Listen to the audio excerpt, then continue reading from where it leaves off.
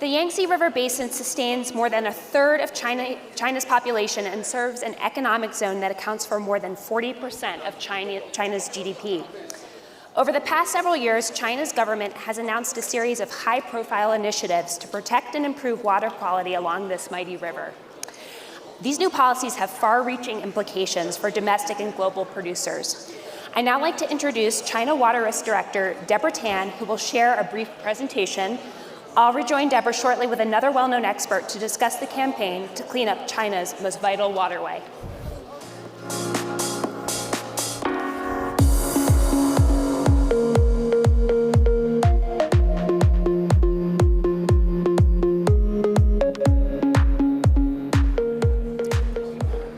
Right.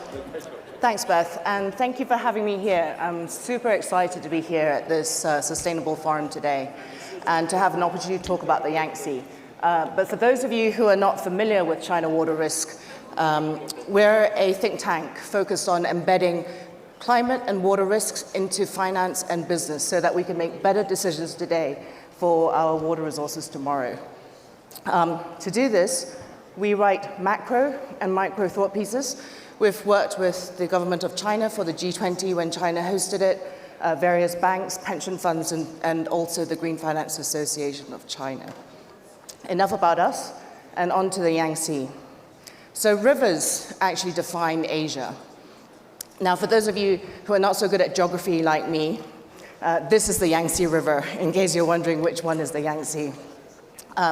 It flows all the way from the Qinghai Tibetan Plateau to Shanghai. And for some perspective, this is where we are. Oops, can I go back one? Yeah, sorry, again. This is where we are, sitting in Yunnan, where the Yangtze River actually does a little U-turn and starts flowing eastwards towards Shanghai. This is what the Yangtze looks like in Yunnan. And this hasn't really been photoshopped. Yunnan is really a beautiful province. But this is what the river could look like, not like the typical polluted photographs that you sort of see of the Yangtze River. And multiple policies have also been initiated to clean up this river. And as President Xi says last year, we have to protect this river because we have to leave a clean and beautiful river for China's descendants. So why is this that we have to do this? Because the Yangtze is too big to fail. This is the Yangtze River economic belt. There's lots of things on this river. So we're looking at about 175 cities, lots of coal-fired power plants, as well as hydropower stations. There's also 130 million tons of rice grown in this region. And for those of you wondering where the Three Gorges Dam is, that's the big round green circle. There's also a lot of people and economy on this river. The belt, the Yangtze River economic belt, holds about 43% of China's population, and about 45% of China's GDP is generated just in this green area alone.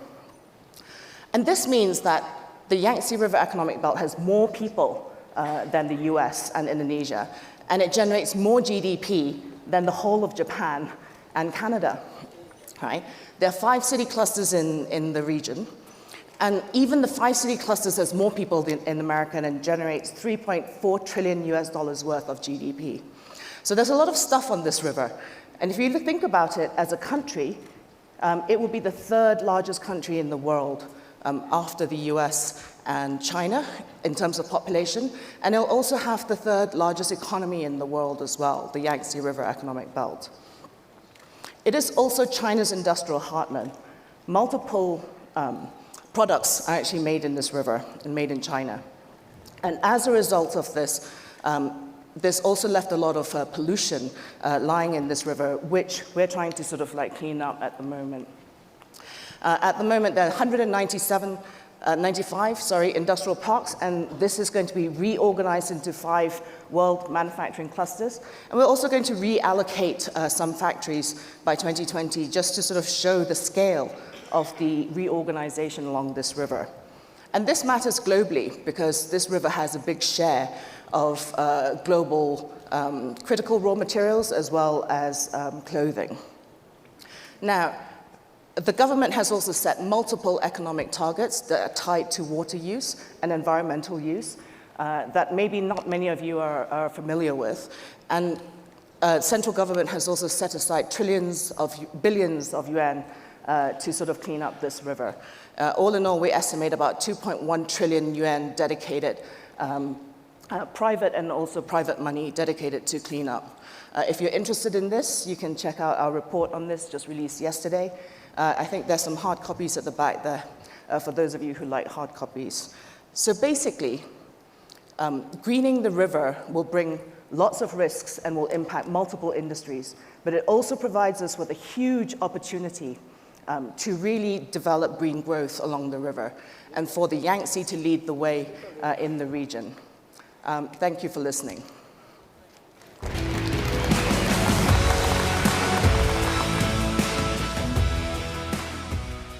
So to continue our conversation about the Yangtze, I'm delighted to welcome Ma Jun, founder and director of the Institute for Public and Environmental Affairs here in China.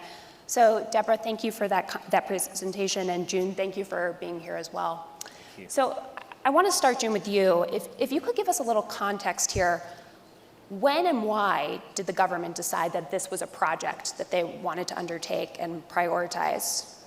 Yeah, it's such a pleasure to be in Yunnan talking about the Yangtze River, as Debra mentioned, how important this river is to China. Everyone knows about that, and it's sustained the current powerhouse of our economy, and it also sustains carries all the hopes for the future development, and also its vital resources of 400 million people, drinking water resources. But at this moment, the river is not in a good shape. I think that's the reason for the government to decide to make a priority for the Yangtze River conservation. Back 300 years ago, we know only troubles of the Yellow River, but not the Yangtze. But during the past 300 years, the once so good, so excellent ecosystem with a lush virgin forest at the upper ridge and the middle and lower ridge with all these Great Lakes, that ecosystem has been damaged through the logging of the trees and then hillside farming and reclaiming all these lakes for farming. 1998, the torrential flood prompted the Chinese government to issue the logging ban and then return the hillside, the hills and the lakes to water, to trees and to water. So with the ecosystem recovered a bit, we're facing three new challenges at this moment. The number one is pollution. This river has 36% of China's total water resources, all in this Yangtze River. But 40% of China's total wastewater got dumped into this river. Right. Although it's tremendous in volume, so it can dilute and still maintain relatively clean. But we have three lakes, Lake Taihu, Lake Chaohu, and Lake Dianchi, which is not very far from here, got very polluted, and the Yangtze River mouth coastal seas got polluted. All this pollution comes from the cities, from the countryside, the garbage, the wastewater, but also from all this livestock farming and from the chemical fertilizer and pesticides. But most important is also from all these industrial parks. Debra mentioned about them. Right? Yeah, all these parks discharge not just normal pollutants, but toxics and heavy metals, and so the river water quality is of great concern. Okay. And then the hydropower, from the world's most intensive hydropower development, also have just been more or less in the process, and most of them completed. This also put a lot of pressure on freshwater biodiversity and also the self-cleaning capacity. Right. And last but not least, the diversion of the Yangtze River. We live in Beijing now. Every 10 cups of water we drink, 7 comes from the Yangtze River. Okay. So taking all the resources but return, we don't return directly here, but there are many other cities, including even the Kunming, try to divert water for its own, flushing the lake as well. So I think this is the backdrop for President Xi in the year 2016, came up with this instruction. It's a kind of a somewhat shocking to all this local government. The instruction is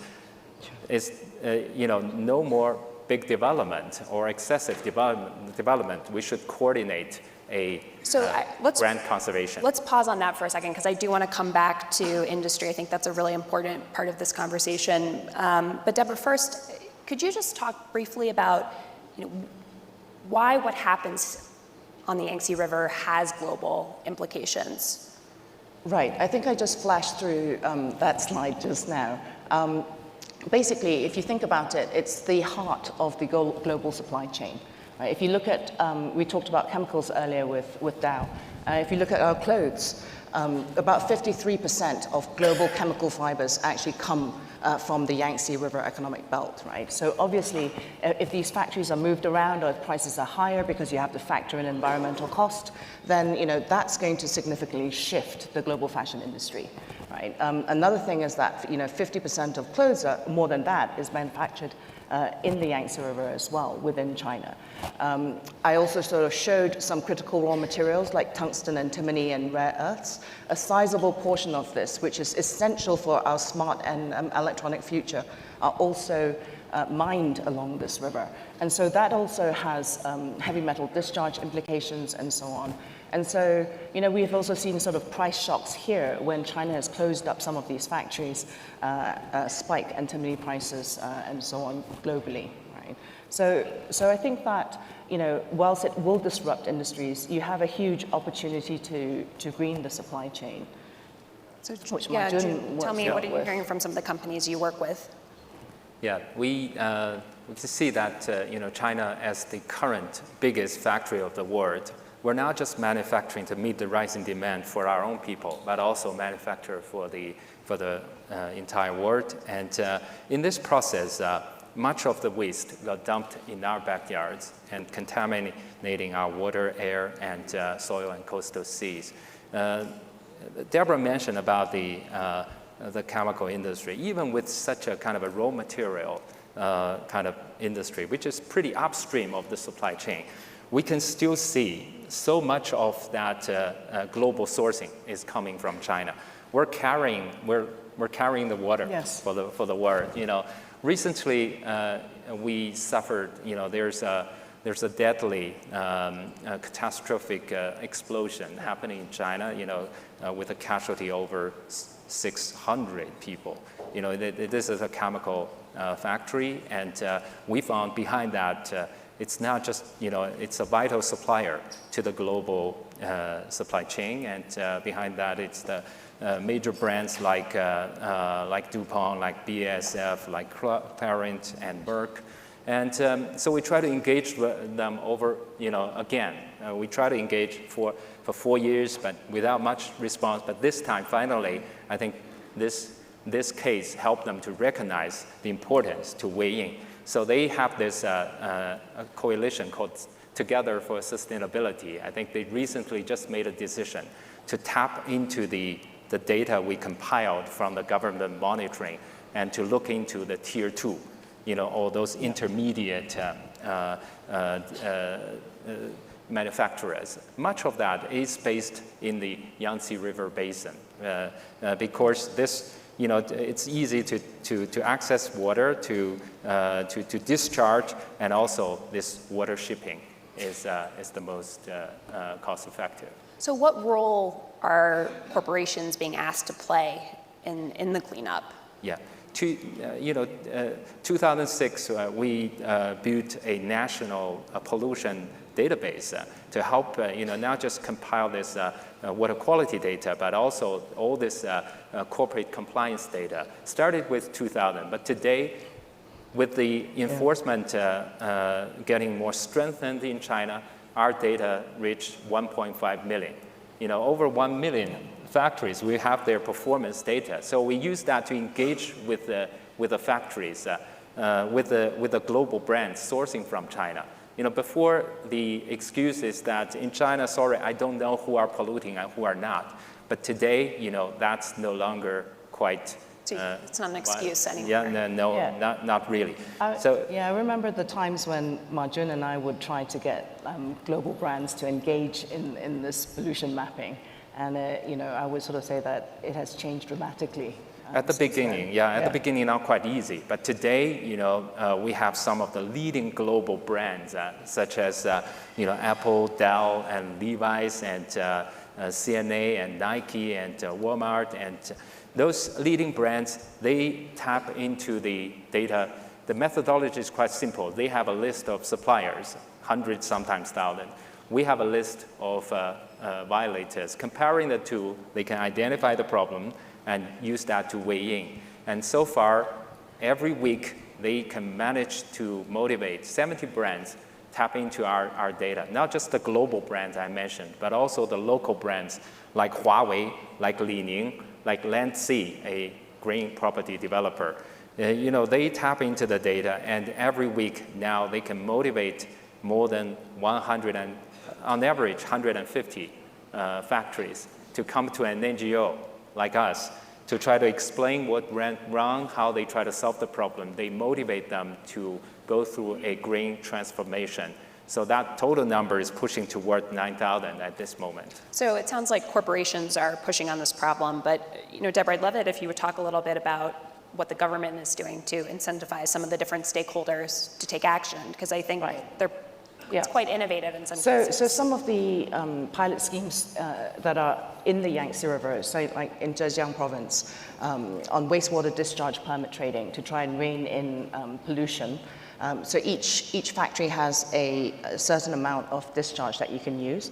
And when the government really sort of clamped down on this, you could trade in this discharge if you needed to produce more goods. And so people were trading these permits. And I think in Zhejiang, we're looking at a market, tradable market of over 2.4 billion yuan.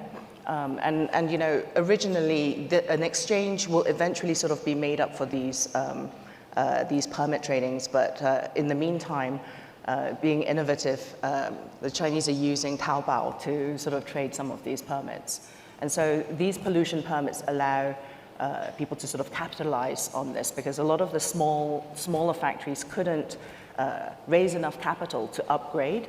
But if these trading permits had a value, then you could take these permits to the bank and borrow off it so that you can actually finance your equipment upgrade.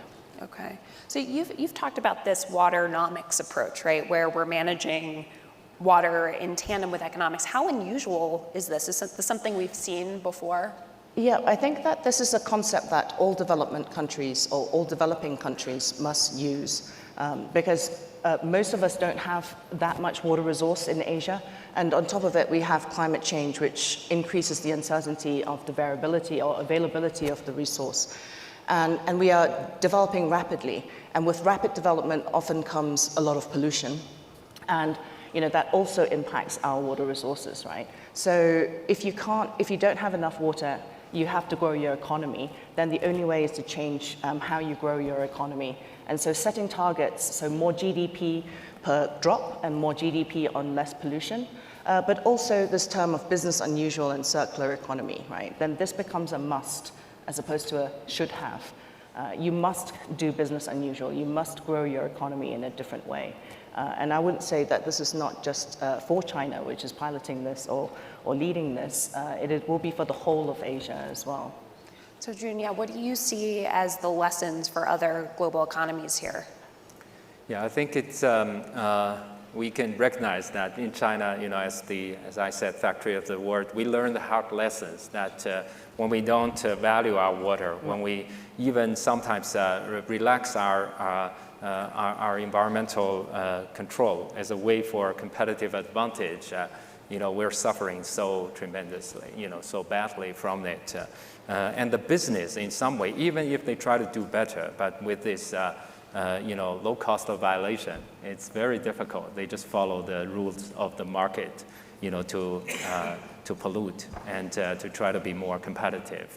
But together we can change the rules. And I think the government played a leadership role by strengthening the enforcement. The past 3-4 years, central government sent down tens of thousands of inspectors to try to hold accountable not just the local polluters, but also the local officials failing this their duty. As a result, we got so much data, and now we use that to engage with the business, and some of them decided to weigh in. It's very important for the leading brands to play it's like playing the Chinese dragon lantern. The head must turn before the tail could wag. Otherwise, it's very hard.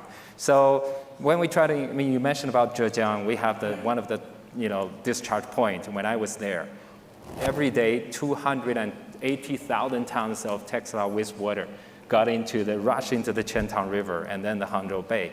So we try to engage with those emitters, but they kind of say that they couldn't do it because otherwise they will lose their contract because the brands only want to buy from the cheapest. Right. But luckily, one after another, first started with Gap and then Uniqlo and H&M and Marks & Spencer and finally Walmart.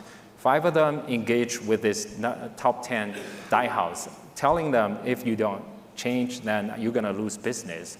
Guess what the result? They spent decent money to treat their wastewater. Every day, 40,000 tons. We're talking about 12 million tons every year. Won't get discharged into the wastewater, right. Into our clean water to damage the clean water resources. Okay. Let's see if we have time for one quick question from the audience. Anybody? Yeah. We have one over here. If you could wait for the mic handler to get to you. Hi.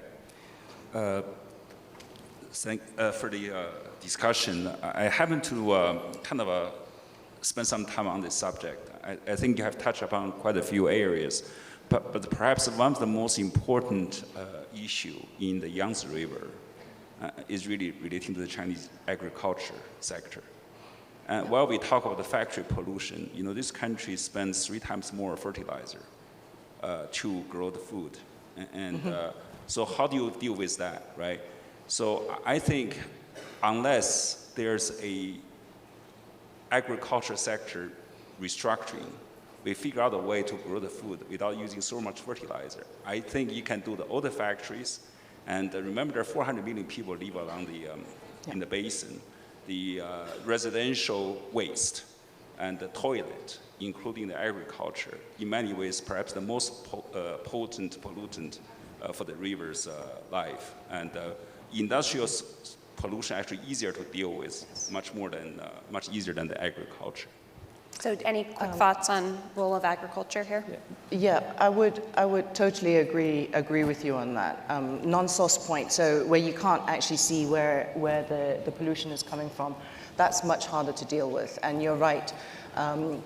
The Yangtze River Basin, or economic belt, grows about 2/3 of China's rice. So it is important to national food security as well to sort of tie in agricultural pollution, which is typically over 50% of total pollution naturally.